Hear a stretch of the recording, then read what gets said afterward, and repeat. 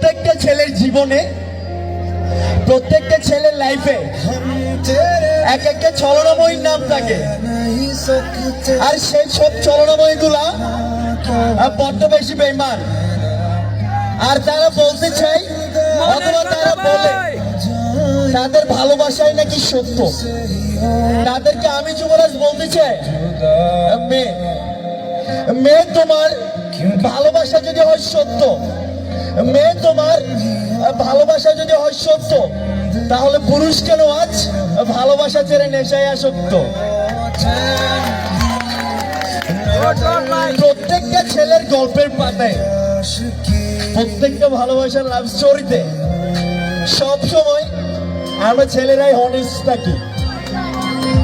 তারপরেও দিন শেষে আমরাই ঠকে যাই।